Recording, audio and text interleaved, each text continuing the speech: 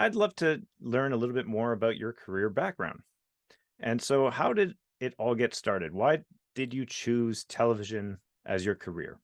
I'm a girl who grew up in a small Eastern European village where everything that was happening on television was, it might as well happen on the moon.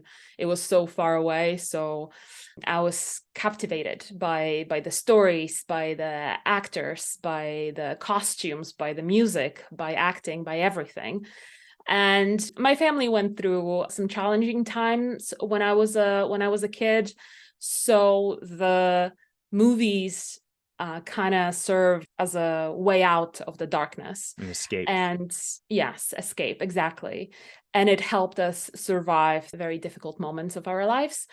And so, and also comedy, which is incredibly close to my heart. And you and I connected the most when we started talking about stand-up and comedy. That's right. I remember the first time meeting you, I was so surprised that this person from Warsaw in Poland basically knew all the stand-up comedians that one could imagine. Yeah. So I think that I was just swept off my feet by the magic of cinema.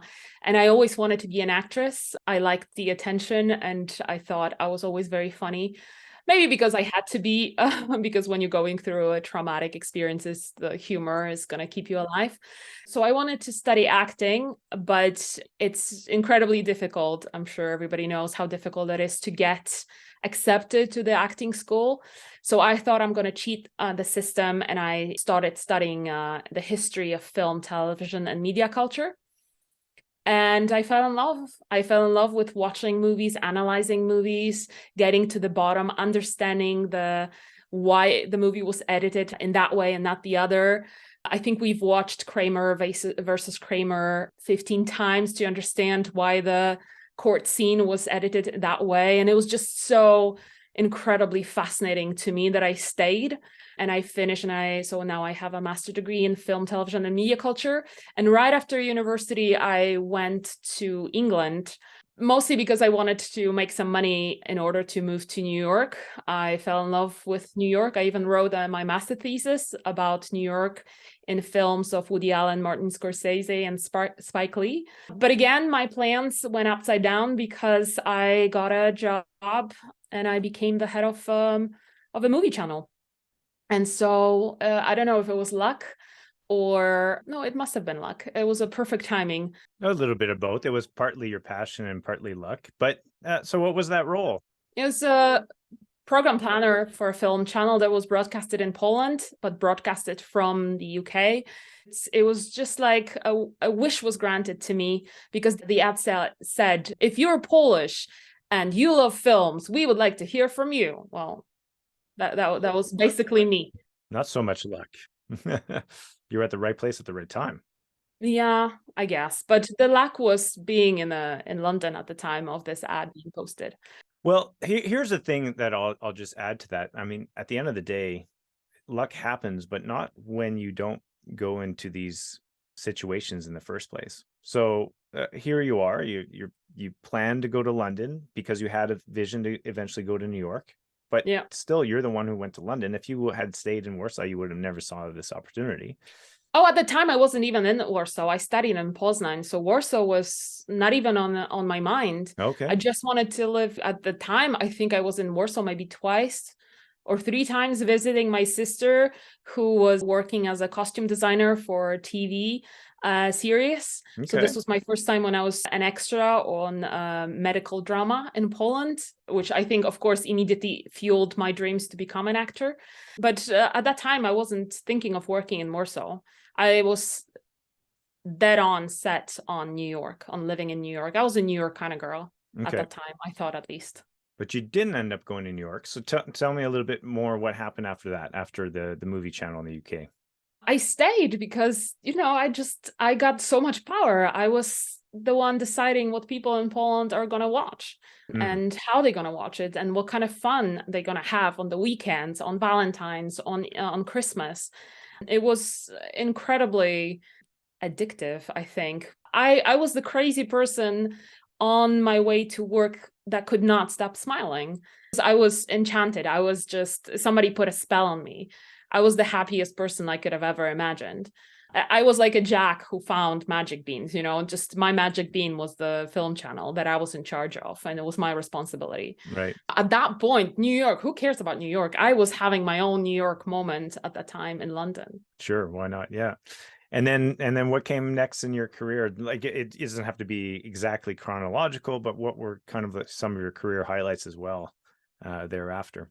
Then there was a big turn because I went back to Poland. I was given a chance to launch a streaming platform, a VOD platform for one of the cable operators. And this was incredibly empowering experience because I was hired, and this was one of the best bosses I've ever had, who on my first day, I asked him, okay, what do you want me to do? He said, oh, how do I know? Like, if I knew, I wouldn't hire you. So, we have to launch the VOD platform. I don't know how, you know how. So you just tell me what you need. I'm going to be here supporting you all the way, but it's your baby, you do it. So the credit of trust and the faith that was put in me, it was just, they say Red Bull gives you wings. Mm-hmm. At that time, that boss gave me wings like nobody else before. I launched a platform, a VOD platform from scratch. It's a proud moment because a lot of other companies copied the solutions that I created. When you live in different parts of Poland and you have other cable operators and you have their VOD platforms, when you look at the user experience, this is how I design it. So that's pretty cool, I think. I think you just gave some great advice to aspiring leaders and bosses in the future, is that don't be shy to hire people that know more than you about a specific topic, that might even be smarter than you, and let them do their job and get out of the way. Just give them the tools that what they need to do, but then get out of their way so that they can shine as much as possible. Not always easy to do, especially for younger bosses, but the best way is to let your team work their magic. Thanks. I think the managers have a lot of expectations that coming from, upper levels. So it's not always easy to trust and completely allow people that you hire do what they feel is the best. You feel like you need to monitor it because at the end of the day, it's your responsibility. But if you're going to hire someone and not fully trust them, then it's not the person for you. You have to hire someone that you will trust. And loyalty, for me at least, loyalty is a big deal. So that trust that someone put in me turned my loyalty to 100 on the day one. And the other thing that I see in that boss is that ultimately they were highly courageous and confident in themselves. So now I've known you as well, that you've worked in different roles, and your last role was at Comedy Central as well.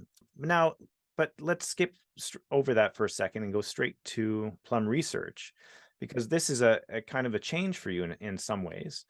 So how did you land this Plum Research role?